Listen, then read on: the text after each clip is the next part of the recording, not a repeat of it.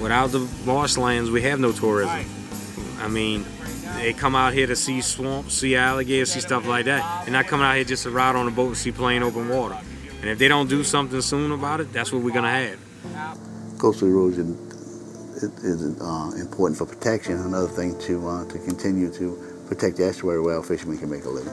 This area is very crucial with the livelihood of fishing, shrimping, even just the recreation that comes from bird watching and being able to see nature in the way that it was original whenever we all first moved here hundreds of years ago.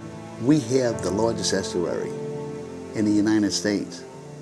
We produce more shellfish than any place else in the United States. People come in from all over the world to come into New Orleans. They coming in to eat Gulf seafood. You know, you can go anywhere and eat Vietnamese shrimp or Ecuador shrimp.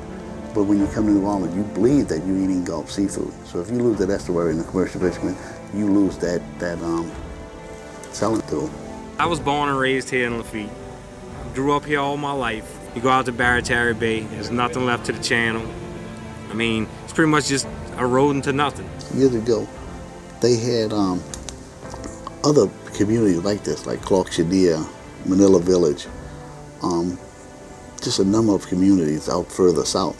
And those communities were lost. And then you know, that's why we want to work so hard. We don't want Lafitte, Barataria, Crown Point to be the next three. And then, you know, you'd have water pounding on the doggone levees of the West Bank in New Orleans. And a lot of times we forget that the city of New Orleans or Metairie is a coastal community because we're protected with these levees, and it seems like an urban area that we really are near the coast, and we are all ground zero for the hurricanes and the tropical storms that come through our coast. You know, Lafitte was here prior to the forming of our country. This is the back door to New Orleans. You know, the pirates used it many years ago to enter the city from the rear.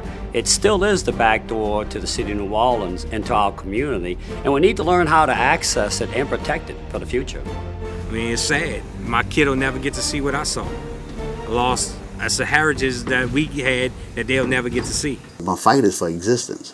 I mean, we're fighting to live. And so being able to create this pipeline that brings in sediment that would have originally come in on its own over hundreds of years and build back in a natural way is a really innovative way to create land and create protection. The Mississippi River is the ground zero for restoring the marshlands of South Louisiana. Phase one of the sediment pipeline is incredible, okay? It goes from the Mississippi River to the Barataria waterway. We're pumping it from a sand pit right from the Mississippi River right to where it has to go today. The first half of the sediment pipeline was started in January of 2015 and has created miles of land that is now growing back marsh already. So in less than a year, we're seeing marsh and green grass in areas that was open water. We're rebuilding marsh in a berm that is a football field wide by 14 miles long. And every mile that is built today protects us today from tidal surge as well as hurricane winds. So one of the first visits that we made to the land bridge site, many of the elected officials from the area visited the site, and it was one of those experiences that's very similar to walking on the moon. We went out there with the CPRA, the parish officials, Plaquemines parish officials, and planted the flag.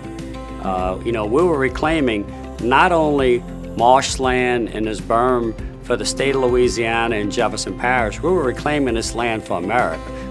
It's amazing. It's amazing. It's amazing because you're fighting all these battles, man, and you look at that and you know that that is going to slow the water down a whole lot. And that's going to protect a whole lot of wetlands. You're experiencing new land being built in an area that, in a lot of ways, you feel like certain people have given up on this area and said we can never build back the coast of Louisiana. You see the impact today.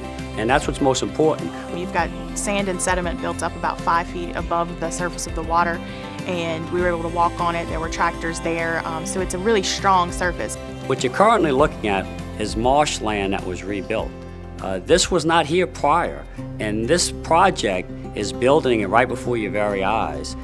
We've had more greenery and more green growth than we've had in years.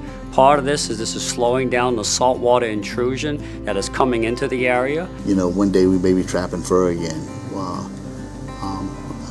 The shellfish will be very plentiful in this area, and people will make livings, and that'll help the economy around all around the state. And in some of this video, you'll be looking at marsh that was already destroyed over the years by saltwater intrusion, by erosion, by hurricanes. And you can see the difference of what is being built today compared to how it was before. So we're not just spending excess money on dirt from somewhere else, we're using what's coming through our own waters. And so being able to connect the Mississippi and the marsh kind of in this way that they were originally connected is not just innovative, but exciting. You know, it's just a start, but it's a start in the right direction. We have a lot more to do, but at least something's being done, and you feel like, you know, there's some type of future. We're starting to see a lot more wildlife, a lot more ducks, starting a lot more waterfowl. A few pigs and stuff are showing up already on the sand. I mean, soon you're gonna start seeing deers and stuff as soon as the vegetation starts to grow. Well, it's important that people realize that this can be done, okay? Naturally, you need funding to make it possible. It's not an inexpensive project. So the pipeline actually is built in increments, and as the pipeline is being built, sediment comes out of it. So currently the pipeline is over 14 miles long, and it has booster pumps that help. And if we're able to get funding soon, we'll be able to continue the pipeline on for the remaining 10 to 15 miles that we need to see the complete benefit. It's important that they continue with the pipeline project. I love to see the land back the way it was.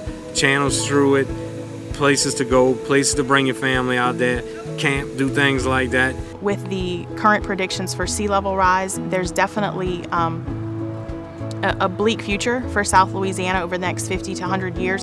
We need to start putting our money where our mouth is. We keep saying we want to protect our communities. We keep saying we want to protect homes. We keep saying we want to protect our people, which are most importantly. Then we need to do this to protect our community. I'm very fortunate that we are reshaping this world by adding more land like we do around Bayou DuPont that will be from one end of this coast to the next. And it may change the landscape that will benefit our kids for generations and generations to come. This is the crown jewel of the state. We just need to make sure we protect it so it's here for the future. This is America's wetlands, and America's watching what we do here.